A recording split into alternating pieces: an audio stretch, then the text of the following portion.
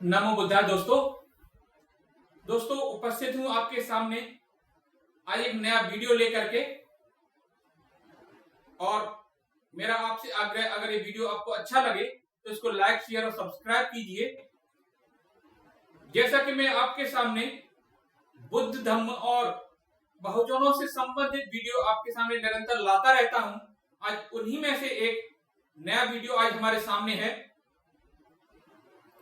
आज हम जानेंगे भदंत आनंद कौशल्यायन जी के अद्भुत जीवन की प्रेरक यात्रा, जिन्होंने न सिर्फ बौद्ध धर्म के प्रचार प्रसार में महती भूमिका निभाई, बल्कि भारतीय समाज और साहित्य को भी नई दिशा दी। उनके संघर्ष और शिक्षा, अनवरत सेवा से जुड़ी महत्वपूर्ण घटनाएं आपको एक नई सोच और प्रेरणा देंगी। तो आइए शुरू करते हैं उनकी ये जीवन की प्रेरक कथा। दोस्तों, आधुनिक भिक्षुओं में भारत के 3 समकालीन महान भिक्षुओं जगदीश काश्यप, राहुल सांकृत्यायन और भदंत आनंद कौशल्यायन को भिक्षु त्रयी के नाम से जाना जाता है। राहुल जी के परिनिर्वाण के पश्चात इस त्रयी ने भिक्षु धर्मरक्षित जी को शामिल किया गया था। अलग अलग व्यक्तिगत विशिष्टताओं में तीनों एक दूसरे से बढ़कर थे, कम कोई भी नहीं। भिक्षु जगदीश काश्यप का सबसे बड़ा कार्य संपूर्ण त्रिपिटक को नागरी लिपि में, ये नागरी जिसमें हम आज हिंदी भाषा को लिखते हैं, उसी को नागरी या देवनागरी कहा जाता है, संपादित और प्रकाशित करना था। तथा स्कूली शिक्षा में पाली भाषा को सम्मिलित कर वे बौद्ध धर्म के प्रचार क्षेत्र में एक श्लाघा पुरुष हो गए। दूसरी ओर भारत में दुर्लभ और विलुप्त बौद्ध ग्रंथों को तिब्बत के प्राचीन बुद्ध विहारों एवं मठों से ढूंढ कर भारत लाना और उनमें से अधिकांश का अनुवाद करना राहुल सांकृत्यायन जी की महान देन है। भदंत आनंद कौशल्यायन ने संपूर्ण अंगुत्तर निकाय का और जातक अठ कथाओं का 6 खंडों में हिंदी अनुवाद तो किया ही, साथ ही बाबा साहब भीमराव अंबेडकर प्रणीत बौद्ध पुनर्जागरण आंदोलन को सही दिशा में ले जाने में उनकी महती भूमिका रही। भारत में बौद्ध धर्म के पुनरुत्थान में तीनों ही भिक्षुओं की उल्लेखनीय भूमिका रही है। भदंत आनंद कौशल्यायन का जन्म 5 जनवरी 1905 को पंजाब के सुहाना गांव, जिला चंडीगढ़ में हुआ था। इनका बचपन का नाम हरिनाम दास था। इनके पिता रामशरण दास अंबाला के मोहम्मदन हाई स्कूल में हेडमास्टर थे। बचपन से ही उनके सिर से माता पिता का साया उठ गया। हरिनाम दास के छोटे भाई का नाम हरिदास था। ताया नाम की चचेरी बहन ने ही दोनों भाइयों की देखभाल की। हरिनाम दास ने 18 वर्ष की आयु में कौमी महाविद्यालय से बीए की परीक्षा पास की। 21 वर्ष की आयु में गृह त्याग किया और 28 वर्ष की आयु में बौद्ध भिक्षु के रूप में प्रवज्ञा ग्रहण की। उनकी यह दीक्षा बौद्ध धर्म के प्रचार प्रसार में बहुत सार्थक साबित हुई। घूमते फिरते हरिनाम दास की भेंट साधु रामोदर दास, महापंडित राहुल सांकृत्यायन का ही यह प्रारंभिक नाम था, उनसे हुई। रामोदर दास ने उन्हें परिव्राजक बनाया और उनका नाम हरिनाम दास से बदलकर विश्वनाथ रख दिया और उन्हें भारत के पवित्र बौद्ध तीर्थों की यात्रा करने की परामर्श दी। यात्रा के साथ साथ गुरु महोदय ने प्रसिद्ध अमेरिकी विद्वान की रचना गॉस्पेल ऑफ बुद्धा अंग्रेजी प्रति उनके हाथों में थमाते हुए उसने इस पुस्तक का हिंदी में अनुवाद करने का भी निर्देश दिया। राहुल सांकृत्यायन उन दिनों विद्यालंकार विश्वविद्यालय श्रीलंका में संस्कृत भाषा पढ़ाते थे। पाली भाषा में तो वे पारंगत थे ही। उन्होंने अपने शिष्य विश्वनाथ यानी भदंत आनंद कौशल्यायन को पत्र लिखकर श्रीलंका आने के लिए कहा। विश्वनाथ जी प्रसन्नता पूर्वक श्रीलंका जा पहुंचे। विश्वनाथ की उत्कृष्ट अभिलाषा थी कि पाली भाषा को मन लगाकर पढ़ा जाए। राहुल जी उन्हें पढ़ाने के लिए सहमत तो हुए, लेकिन पढ़ाने का समय दोपहर को भोजन के बाद निर्धारित किया। इस पर विश्वनाथ को आपत्ति थी, क्योंकि उन्हें भोजन के बाद सुस्ती आती थी, इसलिए वह समय बदल दिया गया। राहुल सांकृत्यायन जी तो जीने भर के लिए भोजन करते थे और हर समय लिखते पढ़ते रहते थे। उन्होंने कहा, हमारे पास यही टाइम है, पढ़ना हो तो पढ़ो। विश्वनाथ ने गुरु की आज्ञा का पालन करते हुए भोजन के बाद पाली भाषा का अध्ययन आरंभ कर दिया। विश्वनाथ ने विद्यालंकार परिसर में प्रमुख भदंत धम्मानंद महाथेरो से बौद्ध भिक्षु बनने की प्रवज्ञा ग्रहण की और उन्हीं से उपसंपदा भी ग्रहण की। यूं तो प्रवज्ञा के बाद 5 वर्ष तक गुरु के आश्रम में रहकर धम्म विनय का सतत अध्ययन और प्रशिक्षण और शिक्षण लेना पड़ता है, लेकिन उसी समय अनागारिक धम्मपाल को महाबोधि सोसाइटी के किसी कार्य से लंदन जाना था, इसलिए वे भदंत आनंद कौशल्यायन जी को साथ ले जाना चाहते थे, परंतु विशेष परिस्थिति के मद्देनजर भदंत धम्मानंद महाथेरो ने उन्हें 5 वर्ष से पहले ही जाने की अनुमति दे दी। उस समय उन्होंने आनंद कौशल्यायन जी को यह उपदेश दिया कि देखो आनंद, संसार अर्थार्थी है, किसी के लिए कुछ करोगे तो तुम्हारे लिए भी कोई कुछ करेगा, और याद रखो अपने अज्ञान को कभी भी छुपाना नहीं। लंदन के 2 वर्ष के प्रवास के दौरान भदंत आनंद कौशल्यायन ने फ्रांस और जर्मनी की भी चारिका की, चारिका यात्रा को कहते हैं।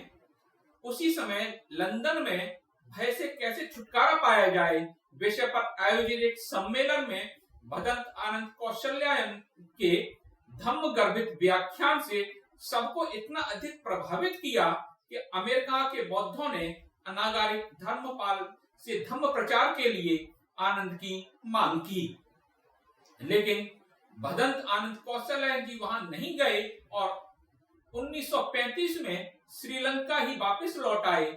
श्रीलंका में भदंत आनंद कौशल्यायन जी के हाथ में पिंडदान या भिक्षा पात्र लेकर कोलंबो में मातर महाराम तक की कठिन पैदल चारिका की। इधर भारत में स्वतंत्रता प्राप्ति के लिए आंदोलन चल रहा था। राहुल सांकृत्यायन जी और आनंद कौशल्यायन जी दोनों आगे पीछे भारत आ गए। आनंद कौशल्यायन जी भी घर छोड़ने के बाद ही 1922 में असहयोग आंदोलन में भाग ले चुके थे। इस बार आंदोलन में भाग लेने के कारण भिक्षु आनंद कौशल्यायन गिरफ्तार कर लिए गए।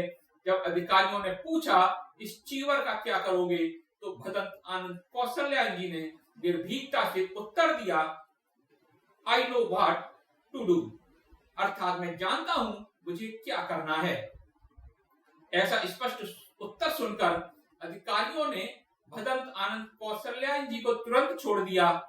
अनागारिक धम्मपाल जी ने भदंत आनंद कौशल्यायन जी को सारनाथ बुला लिया और उन्हें धर्मदूत नामक पत्रिका के संपादन का महती कार्य सौंप दिया। भदंत आनंद कौशल्यायन ने धम्मदूत में अनेक महत्वपूर्ण लेख लिखे। सारनाथ में स्थित धम्म स्तूप को उस समय लोग तेली की जाट या तेली की लाट कहकर पुकारते थे। भदंत आनंद कौशल्यायन ने अनागारिक धर्मपाल के आदेश पर लोगों को इसके इतिहास के बारे में जब बताना शुरू किया तो किसी ने नहीं सुना। साधुवाद है लॉर्ड कर्जन के प्रति, जिन्होंने पुरातत्व वस्तुओं का संरक्षण कानून पास करके प्राचीन स्मारकों को सुरक्षा प्रदान की। बोधगया के महाबोधि महाविहार मुक्ति आंदोलन में भी भदंत आनंद कौशल्यायन अनागारिक धर्मपाल जी के साथ बहुत मजबूती से खड़े रहे थे। मंदिर प्रबंध समिति के 4 बौद्ध सदस्यों को प्रवेश दिलाने में अनागारिक धर्मपाल के साथ आनंद कौशल्यायन जी की भी बहुत ही सराहनीय महत्वपूर्ण भूमिका रही। उस समय राष्ट्रभाषा के रूप को लेकर गांधी जी और पुरुषोत्तम दास टंडन जी में भारी मतभेद हो गए थे। गांधी जी का मत था कि राष्ट्रभाषा हिंदुस्तानी होनी चाहिए। टंडन जी इस बात से सहमत नहीं थे। वे संस्कृत निष्ठ हिंदी के पक्षधर थे। ऐसे विवाद के समय टंडन जी के आग्रह और अनुरोध पर भदंत आनंद कौशल्यायन जी ने राष्ट्रभाषा प्रचार समिति के पहले तो सदस्य के रूप में और बाद में प्रधानमंत्री के रूप में 10 वर्षों तक की सेवा की और इस समिति को जी जान से आगे बढ़ाया। वे वर्धा महाराष्ट्र में निर्मित एक रोहित कुटी में रहते थे। इन 10 वर्षों के दौरान उन्होंने अपनी सेवाओं के बल पर वर्धा और आसपास के भूभागों के लोगों के मन को जीत लिया और 1951 में वे राष्ट्रभाषा प्रचार समिति वर्धा के प्रधानमंत्री पद से त्यागपत्र देकर पात्र चीवर लेकर इलाहाबाद चले गए। भदंत आनंद कौशल्यायन जी ने स्वयं लिखा है कि डॉक्टर अंबेडकर से उनकी पहली भेंट श्रीलंका में हुई थी, जब वे प्रोफेसर जीपी मलल शेखर जी के निमंत्रण पर 1950 में विश्व बौद्ध भ्रातृत्व सम्मेलन में भाग लेने के लिए श्रीलंका गए थे। वह विश्व बौद्ध भ्रातृत्व सम्मेलन का स्थापना सम्मेलन था जो 1950 ईस्वी को श्रीलंका की राजधानी कोलंबो में संपन्न हुआ।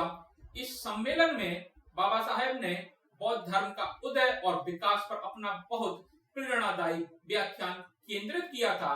उन्होंने एक नवीन दृष्टिकोण प्रस्तुत किया जिसने भदंत आनंद कौशल्यायन जी को बहुत ही प्रभावित किया था। उनसे भदंत जी दूसरी भेंट हुई विश्व बौद्ध भ्रातृत्व सम्मेलन के तीसरे अधिवेशन में 1954 ईस्वी में रंगून बर्मा में हुई थी। यह ऐतिहासिक सम्मेलन बर्मा की राजधानी रंगून से 10-11 किलोमीटर दूर स्थित कवाय नामक ऐतिहासिक स्थान पर हुआ था।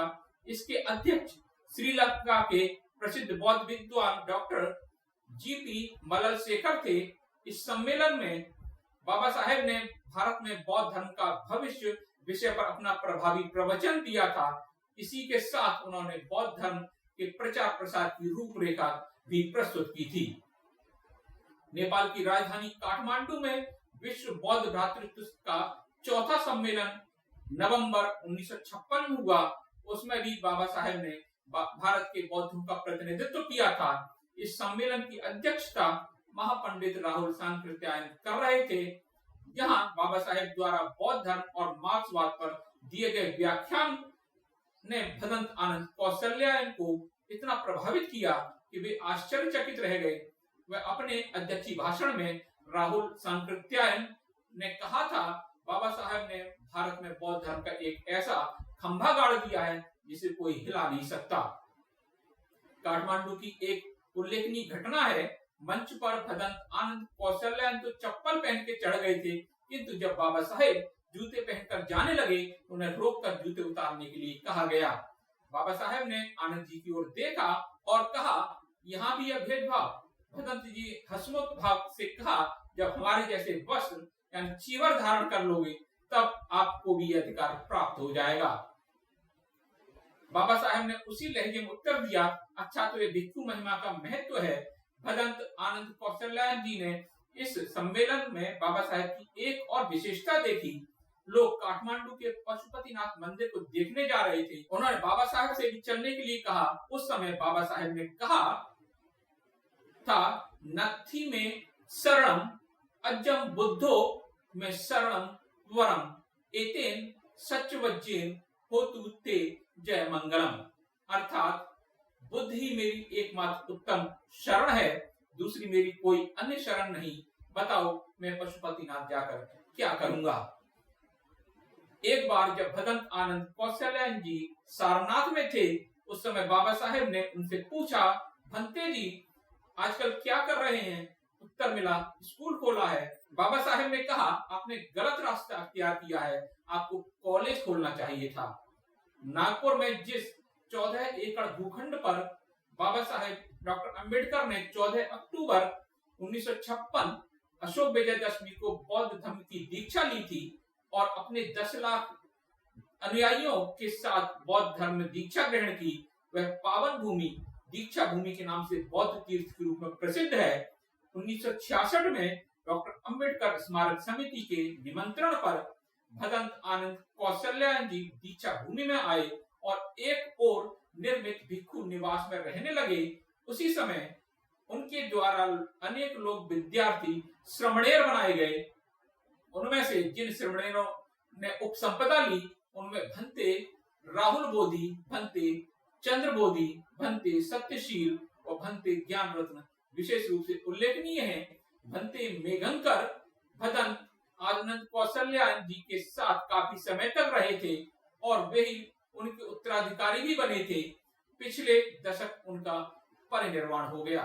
यह उल्लेखनीय है कि जिस समय डॉक्टर अंबेडकर स्मारक समिति नागपुर ने निमंत्रण भेजा था, उस समय भदंत आनंद कौशल्यायन श्रीलंका के विद्यालंकार विश्वविद्यालय में हिंदी के प्रोफेसर तथा अध्यक्ष थे। उसे छोड़कर वे बुद्ध शासन की सेवा करने के लिए ही भारत आए थे। निस्संदेह यह उनका महान त्याग था। दीक्षा भूमि में रहते समय भदंत आनंद कौशल्यायन जी ने अनेक महत्वपूर्ण ग्रंथों का सृजन किया। 1982 में डॉक्टर अंबेडकर स्मारक समिति के साथ गंभीर मतभेद हो जाने के कारण भदंत जी दीक्षा भूमि को छोड़ दिया। उनका महान व्यक्तित्व था। कामटी रोड पर नागपुर में ही एक पारसी व्यक्ति ने भदंत आनंद कौशल्यायन जी को 8 एकड़ भूमि विहार निर्माण के लिए दान में दे दी। उसी भूमि पर उन्होंने भव्य बुद्ध भूमि विहार का निर्माण करवाया। 5 जनवरी 1985 को बुद्ध भूमि का उद्घाटन परम पावन दलाई लामा के कर कमलों से संपन्न हुआ। भदंत जी की मान्यता थी कि भले ही एक विशेष सिद्धांत को मानने वाला व्यक्ति हो, लेकिन उसका व्यक्तित्व सामाजिक मान्यता तभी प्राप्त करता है जब दूसरों की विचारधारा के प्रति सहिष्णुता का भाव व आदर दिखाता है। नागपुर में अपने प्रवास के समय वे नागपुर विश्वविद्यालय में भी पाली और बौद्ध विद्या पढ़ाने जाते थे। 1981 में भारत में बाबा साहेब अम्बेडकर की धम्म दीक्षा की रजत जयंती बड़ी धूमधाम और हर्षोल्लास से मनाई गई। ज्ञातव्य है कि बाबा साहेब डॉक्टर अम्बेडकर ने 1956 में नागपुर में 10 लाख लोगों के साथ बौद्ध धर्म को अंगीकार किया था। यह वर्ष ऐतिहासिक घटना के 25 वर्ष पूरा हो जाने का वर्ष था। नागपुर में भदंत आनंद कौशल्यायन ने राहुल बाल संदन नामक संस्था की स्थापना की, जिसमें 35 अनाथ बच्चे बच्चियां थी, जिनका लालन पालन और देखभाल माँ विमला ताई करती थी। वे बच्चों की इतनी अच्छी तरह ध्यान रखती थी कि सभी उन्हें माँ कहकर पुकारते थे। भदंत चरथ भिक्खवे चारिक के सच्चे अनुगामी थे। उनका कहना था कि व्यक्ति तभी तक जीवित माना जाता है जब तक वह विचरण करता रहे। मौत न किसके हाथ की चीज है, ना उसका अनुमान ही लगाया जा सकता है। वह घर बैठे भी आ सकती है और विचरण करते हुए भी आ सकती है। अप्रैल 1988 में भदंत बोध गया और इलाहाबाद गए और इसके पहले 24-25 मार्च को वे बंबई गए। वहां वर्ली बुद्ध विहार में ठहरे थे। 17 जून 1988 को भदंत की तबीयत कुछ खराब हुई और उस समय वे बुद्ध भूमि में ही थे। 22 जून 1988 को भदंत का परिनिर्वाण हो गया। 25 जून को अंतिम संस्कार संपन्न हुआ। उस समय उपस्थित लोगों के मुख से यही निकला कि 20वीं सदी का बौद्ध धर्म का एक महान विचारक व आधार स्तंभ नहीं रहा। वस्तुतः बाबा साहेब डॉक्टर अंबेडकर के बाद भदंत आनंद कौशल्यायन बौद्ध धर्म के प्रकाश स्तंभ ही थे। शत शत बंधन के साथ उन्हें श्रद्धा सुमन अर्पित है। इस प्रकार भदंत आनंद कौशल्यायन ने एक संघर्षमय और कर्मठता का जीवन जीकर भारतीय साहित्य और समाज को, विशेषकर बौद्ध समाज को महान देन दी। हिंदी के क्षेत्र में तो उनकी लेखनी आनंदी शैली ही निकल पड़ी थी। दोस्तों, इसके साथ ही इनके भदंत आनंद कौशल्यायन के जो हिंदी साहित्य को देन है, तो हिंदी में उन्हें की कृतियां लिखी हैं, उसकी लिस्ट में डिस्क्रिप्शन में दे देता हूं। अगर आप जानना चाहते हैं तो आप वहां से वो डिस्क्रिप्शन में से जो लिस्ट है उनकी कृतियों की वो ले सकते हैं और पढ़ सकते हैं। तो ये थी भदंत आनंद कौशल्यायन जी की जीवन गाथा, संघर्ष, सेवा और सृजन के अद्वितीय संगम की कहानी, उनकी तपस्या, साहित्यिक देन और समाजोत्थान के प्रयास आज भी हम सब के लिए मार्गदर्शक हैं। आशा है आपको इस कहानी से प्रेरणा और बौद्ध धर्म की भावना मिली होगी। जुड़े रहिए ऐसे ही रोचक जीवन प्रसंगों के लिए। धन्यवाद।